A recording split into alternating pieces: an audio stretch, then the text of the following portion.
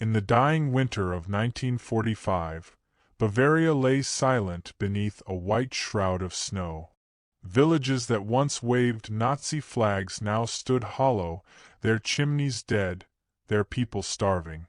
Somewhere down the winding road, the rumble of engines echoed, American trucks, their olive-green paint caked with mud.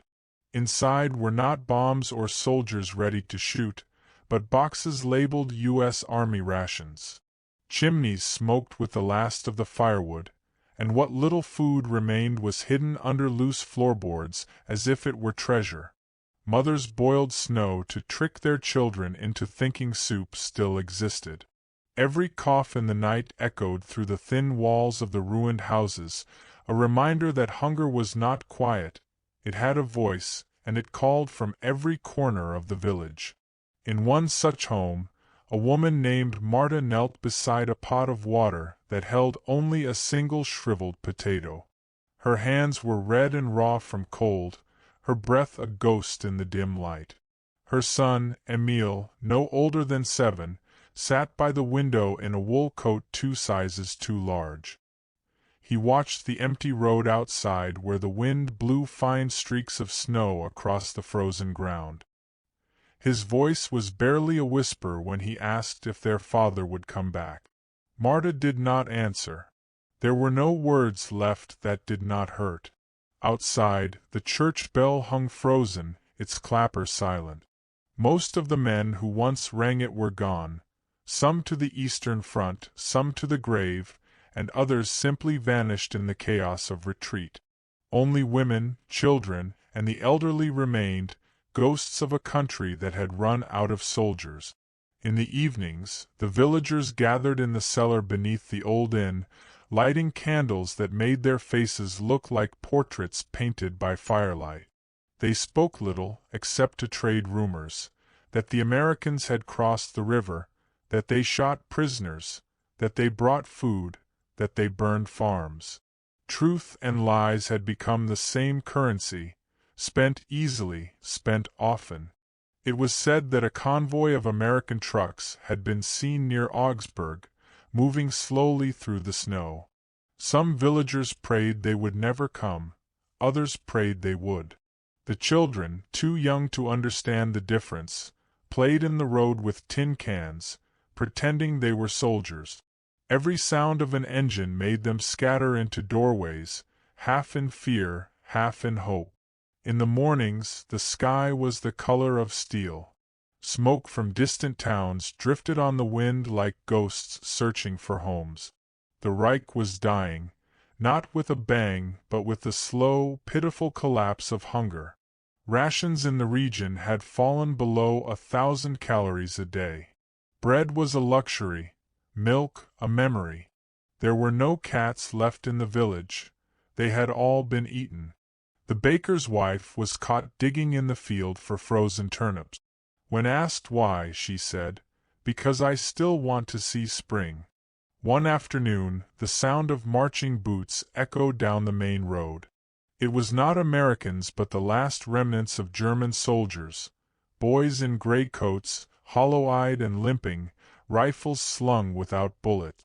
They passed through without a word, their faces blank. One of them dropped a letter written to Mother, but the wind carried it away. When they disappeared into the forest, the silence that followed felt heavier than the snow. That night, Marta heard the whimper of her son. He was dreaming again, something about bread. She wrapped him in her own blanket and whispered stories about the farm they used to have before the war, the smell of apples in the cellar, the way his father's laugh filled the rooms. But even memories seemed thinner now, fragile as the paper the propaganda was printed on. She wondered if the Americans would be monsters, or if monsters could be kind. She had heard both versions, and hunger no longer cared which was true. Days blurred into one another. Snow fell, melted, and froze again. The old man at the inn started carving spoons out of fence posts, saying it was to keep their hands busy, but everyone knew they were waiting, for surrender, for death, for something better than this. A radio in the mayor's house still worked, its crackling voice filled with promises of secret weapons that would save them. No one believed it anymore. Even the children had stopped drawing victory flags in the dirt. Then came the sound. A low rumble, faint but steady, from beyond the hills. Emil was the first to hear it. He ran to the window, pressing his face to the cold glass. "Mama," he whispered, "they're coming." Marta went to him, her heart pounding. Outside, the wind carried the faint growl of engines, a sound she had not heard in months. The villagers stepped out of their homes, one by one, eyes narrowed against the light. Far down the road, through the mist of falling snow, dark shapes moved, slow, heavy, metallic. Trucks. Old Frau Weber crossed herself. "Amerikaner," she breathed, the word half prayer, half warning. Some ran to hide their meager possessions, others clutched their children. Marta stood still, frozen between terror and relief. Her mind spun with the stories, of towns burned, of women dragged away.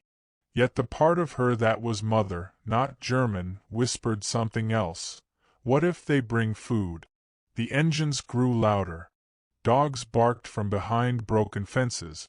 The lead truck came into view, its headlights cutting through the snow. The American flag fluttered faintly on the side, dirty and torn. Soldiers in olive coats sat in the back, their helmets dusted white. One raised his hand in greeting. Another tossed something to the ground, a small, rectangular tin that bounced once and landed near the well. A child darted forward before his mother could stop him. He picked it up, turning it over in his mittened hands. It was a can of milk. Real milk. Marta's breath caught.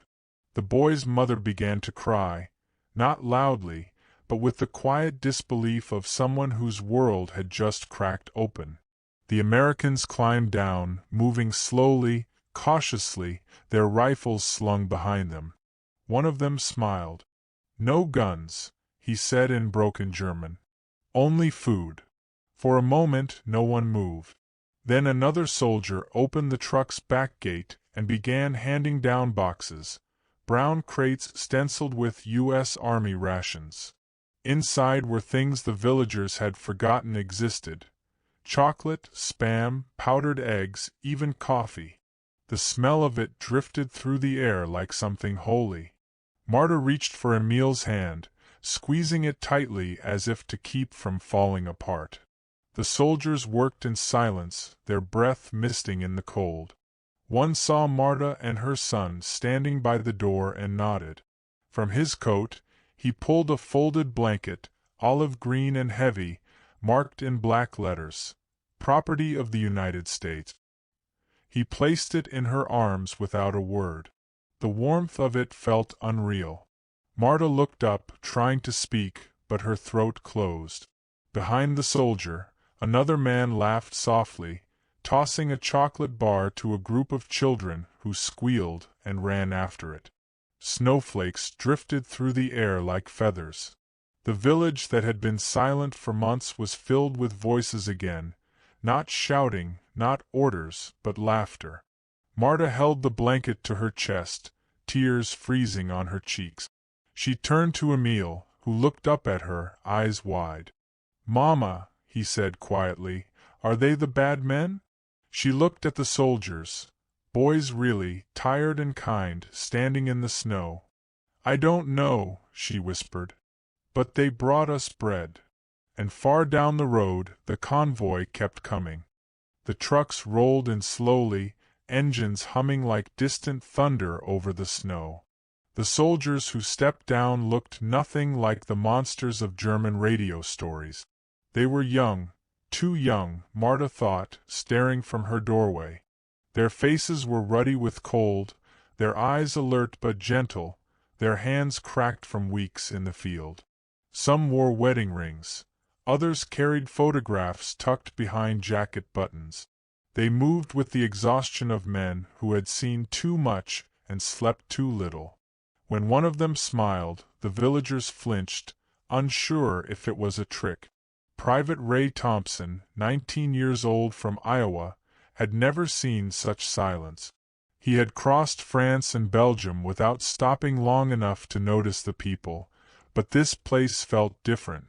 There were no guns, no shouting, only the sound of snow crunching beneath boots and the quiet breaths of women watching from behind doorframes. He caught sight of a boy peeking from behind his mother's skirt, eyes round as coins. Ray reached into his pocket, pulled out a small wrapped square, and knelt down.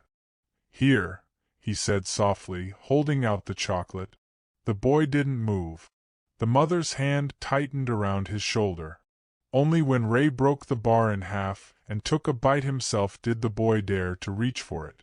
The first taste made him smile, wide, disbelieving. The mother covered her mouth as tears welled up. Across the street, Sergeant Miller directed the men unloading crates from the truck. "Easy now," he said. "They ain't got much left here. Let's not break what little they do." The boxes bore familiar stencils. U.S. Army rations, Class C. Inside were cans of meat, powdered milk, sugar, and the strange luxury of coffee. For most of the soldiers, these supplies were standard issue. For the villagers, they were miracles in tin. A few women approached hesitantly, their shawls pulled tight around thin faces. They spoke in broken words. Some German, some English, some only gestures. One pointed at a can and whispered, "Kinder?" Miller nodded, pressing it into her hands. She looked down at the label as if afraid to touch it, then clutched it to her chest and began to sob. It was not pity the soldiers felt, but something heavier, a kind of shame that came from realizing mercy could hurt. Ray glanced around at the hollow-eyed children, their bare feet wrapped in rags, and muttered, "Hell, Sarge, they're just kids." Miller didn't answer. He knew what the boy meant. Only months earlier, these same people had cheered for the men who tried to kill them. Yet now, faced with starvation, the war seemed absurd, a bad story told by men who never went hungry. As more soldiers arrived, the scene grew almost festive in its awkwardness. Someone set up a small stove and began boiling water for cocoa. The smell drifted through the air like a memory from before the war. An old man approached, hat in hand, and offered a quiet "Danke." The Americans nodded, though most of them didn't understand the word. "We're not here to hurt you," one said. "We're just tired of fighting." The translator, a corporal from New York whose mother had been born in Bremen, stepped forward to bridge the silence. His German was rough, but it was enough. "No soldiers," he told the villagers. "Only food. Only peace." That phrase spread through the crowd like warmth. The tension that had frozen everyone began to thaw. Mothers led their children closer. The Americans handed out blankets, cans, and bread from field kitchens. The contrast was staggering. Olive uniforms against torn coats, abundance against emptiness. The villagers' hands trembled as they accepted the gift. To touch kindness felt dangerous, almost disloyal to their suffering. Some crossed themselves. Others could only stare. Marta stood back, watching as Emil clutched his can of milk. The soldier who had given her the blanket earlier now offered her something else, a tin of meat. She hesitated.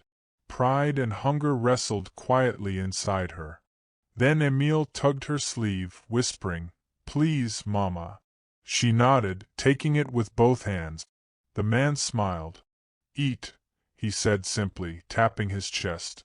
"Eat." It was not a command, but a prayer. For the Americans, this was part of the mission. The civil affairs units had been told to prevent famine in occupied territories. Orders were orders, but no one had prepared them for the emotion of it. Lieutenant Harper, who led the convoy, stood at the edge of the square watching his men at work. He had read the reports. Millions displaced, rail lines destroyed, cities reduced to rubble. But numbers had no faces until now. A woman wrapped in a threadbare coat approached him carrying a baby barely old enough to walk. She offered the child forward, not in surrender, but as if to show proof of life. Harper bent down and touched the baby's cheek. It was cold as marble. "We'll get you warm," he murmured. His voice broke on the last word. By late afternoon, the air filled with unfamiliar sounds, metal cans clanking, children laughing, the hiss of boiling water. One soldier played a harmonica, the notes thin but sweet. Villagers gathered around the fire, sipping from tin cups. A few began to speak, haltingly, about the past months. The ration cards that meant nothing, the burned fields, the missing fathers. The translator listened quietly, then told Harper, "They thought we would kill them." Harper looked at him, startled. "Kill them? Why?" The man shrugged. "Because they were told we were the same as their army." Harper gazed at the villagers, their thin faces lit by firelight, their eyes heavy with relief, and said quietly, "Then maybe this is how we win." But not all the faces were soft. Near the church ruins, 2 German men stood watching, the last remnants of the local Volkssturm, still wearing faded armbands. Their expressions were tight, their posture rigid. They did not approach. When a soldier offered them bread, they turned away. "We don't need your pity," one muttered. Yet his eyes betrayed him. They lingered on the food too long. The Americans said nothing. Harper simply nodded to his men to leave them be. He understood pride. Even broken nations had their ghosts. As dusk settled, the convoy prepared to move to the next village. The soldiers packed the remaining supplies into smaller crates, leaving behind more than they were ordered to. Ray handed Emile his empty chocolate wrapper. "Keep it," he said with a grin. "Lucky charm." Emile nodded solemnly, folding it as if it were gold. Marta approached to thank him, searching for words. Why you do this?" she asked. Her accent was heavy, her eyes searching. Ray hesitated. "Because my mama would want someone to feed me if I was hungry." For a long moment they simply looked at each other, 2 strangers on opposite sides of a war that had devoured everything. The wind carried the faint sound of church bells somewhere far away, maybe another village being freed, maybe just memory. The soldiers climbed back into their trucks. Engines roared to life. Children waved with mittened hands. The villagers stood in the road, framed by the soft glow of firelight and snow. As the convoy disappeared beyond the ridge, the silence returned, but it was not the same silence that had haunted them before. It was softer now, full of echoes of laughter and the smell of cocoa still hanging in the air. Marta pulled Emile close beneath the American blanket. "They came with bread," she whispered almost to herself. And somewhere beyond the hills, in the fading blue light, shadows moved again, figures in torn gray coats, watching the trail of trucks. Not everyone welcomed mercy. In the days that followed, the village lived in a strange quiet, a quiet filled not with fear but with confusion. The Americans had left behind food, blankets, and something harder to name: doubt. For years, the people had been told that mercy from an enemy was a lie, that compassion was a weapon. Yet the tins of milk and bread on their tables said otherwise.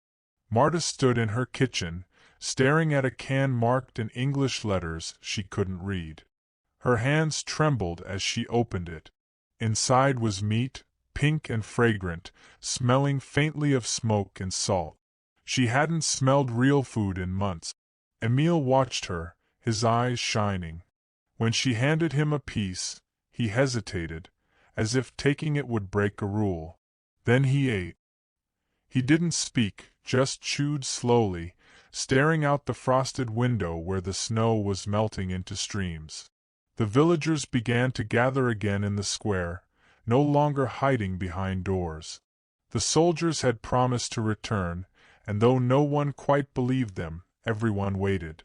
Old Frau Weber brought out a cross from her cellar and hung it back in the chapel, saying, "If God sends angels, they don't always wear white."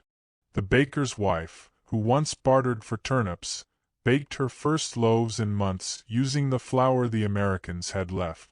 When she handed a piece to Marta, she whispered, "I can't believe it. They feed us like friends." But Marta said nothing. She was afraid to hope too much. Hope was a dangerous hunger. 2 days later, the rumble came again, the familiar low thunder rolling over the hills. Children ran to the road, shouting, "Die Amerikaner! Die Amerikaner!" This time, the soldiers arrived smiling, calling greetings in broken German. Private Ray jumped down first, his rifle slung harmlessly behind him. "Afternoon, folks," he said, though few understood. The translator followed, announcing they'd come to bring more food and check the sick. It felt like a dream, like the war had paused and forgotten to tell them. One soldier carried a metal pot and ladle, another unloaded blankets from the truck. Ray spotted Emil standing by the well and crouched beside him. "You like milk?" he asked. Emil nodded shyly. "We brought more." He pointed to a crate filled with tins, tapping one with a grin. "Strong bones, right?" The boy didn't understand the words, but laughter bridged the gap. Marta approached cautiously. She'd told herself she wouldn't speak to them again. It was safer not to feel gratitude toward men in uniform.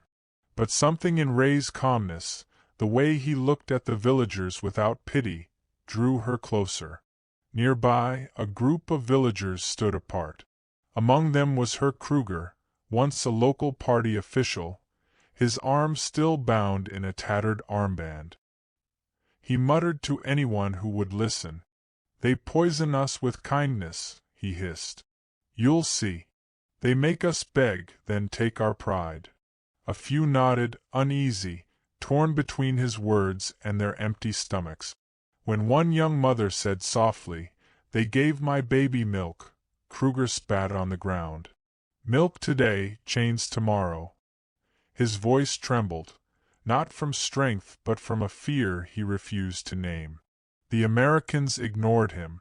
They went about their work with quiet efficiency, setting up a small aid post near the church. A medic examined an old man's frostbitten hands, wrapping them in clean gauze. Another handed soap to a group of children, showing them how to wash properly. They laughed as bubbles formed, marveling at the smell.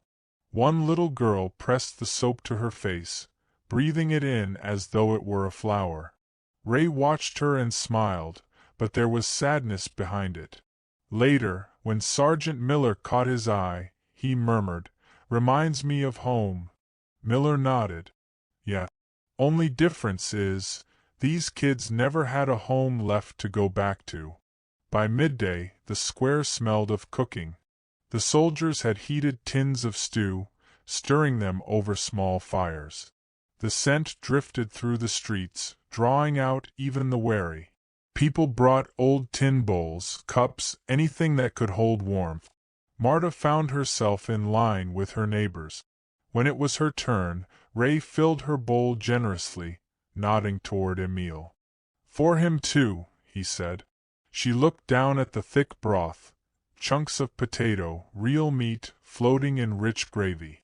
Her throat tightened. "Danke," she whispered, her accent soft and uncertain. Ray grinned. "You're welcome, ma'am." The words meant little, but his tone meant everything. As they ate, something shifted in the air. Laughter returned, the brittle kind at first, then genuine.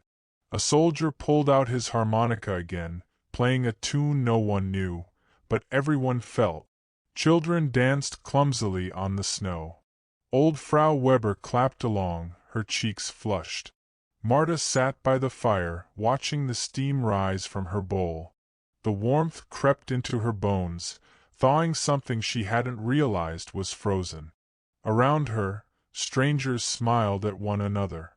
For the first time in years they shared more than fear.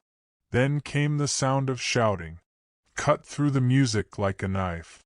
Everyone turned. Herr Kruger had stepped forward, his face twisted in rage. "You fools!" he cried. "Don't you see what this is? They humiliate us. We were the proud ones once, and now look, begging from the enemy." His voice cracked, desperate. He kicked over a pot of stew, the liquid splashing across the snow. Gasps rose from the crowd. A soldier moved toward him, hand instinctively near his rifle, but Ray raised an arm to stop him. He approached Kruger slowly. "Sir," he said evenly, "we're not here to hurt you." Kruger's eyes burned. "Then why do you feed us?" Ray hesitated, searching for an answer that would make sense to a man who had only known orders and hatred. "Because someone has to," he said finally. Kruger trembled, his fury collapsing into exhaustion.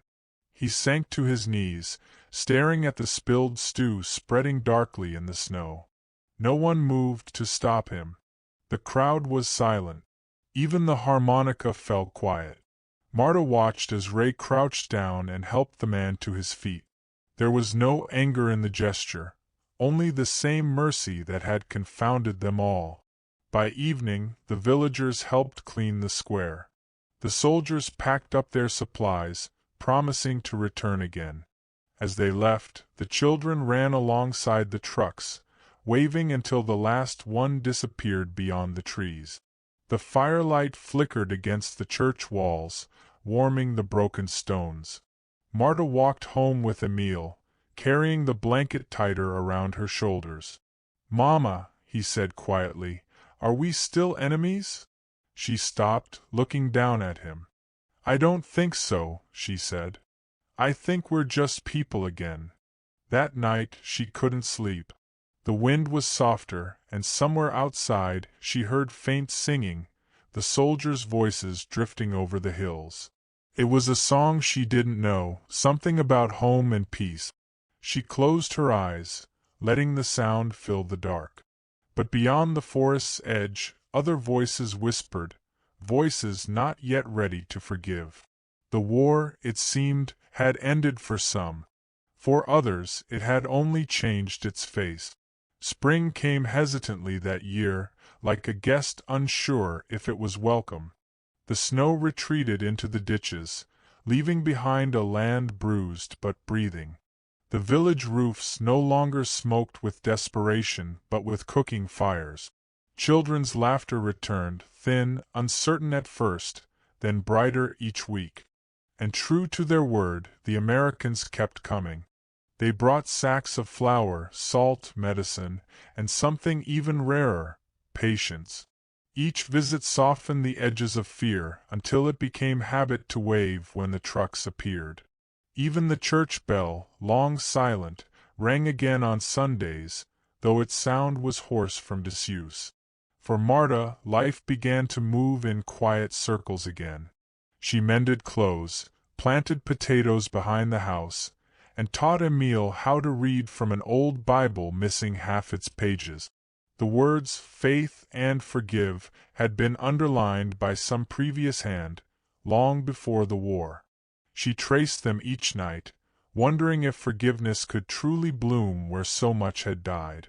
Sometimes she still saw the Americans in her dreams, faces lit by firelight, eyes too kind for soldiers. She couldn't name the feeling they left behind. It wasn't love, not yet, but it was something that survived the cold. When the trucks arrived again in May, the air was soft with rain. The convoy carried more than food this time. It carried paper and pencils, bandages, and news of peace. Hitler was dead. The war was over. The villagers gathered in the square, murmuring as the translator shouted the words in German.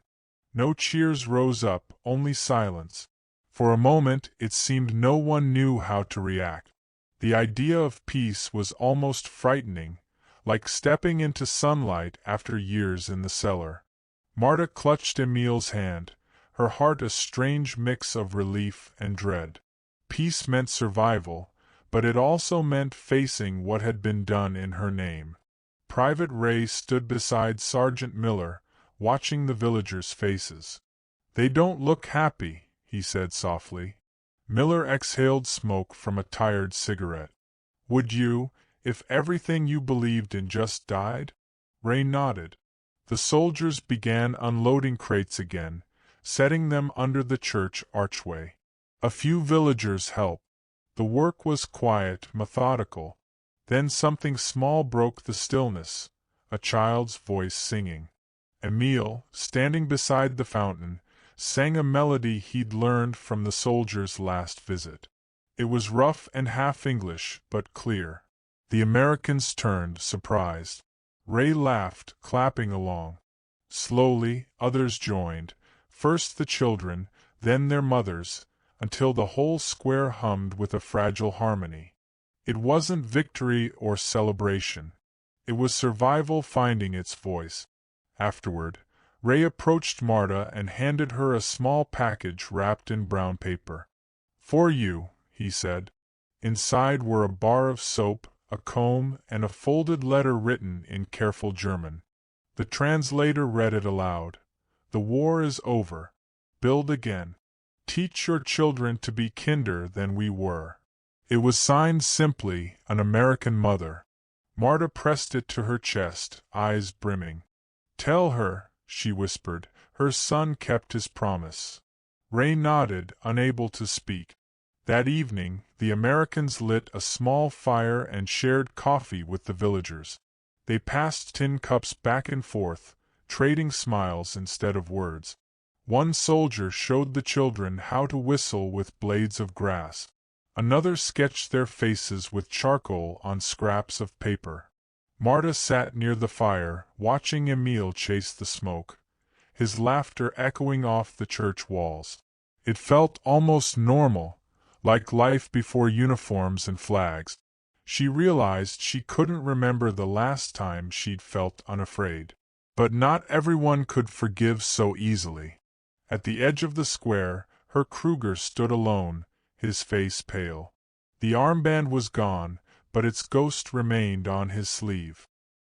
He watched the Americans with narrowed eyes, a man lost between shame and defiance. When Marta passed him on her way home, he muttered, "You'll see. They'll forget us soon." She stopped, looking at him for a long moment. "Maybe," she said quietly, "but I won't forget that they fed my child."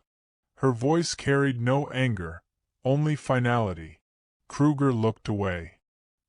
He understood then that his war was the only one still going. In the weeks that followed, the Americans began helping rebuild bridges and schools.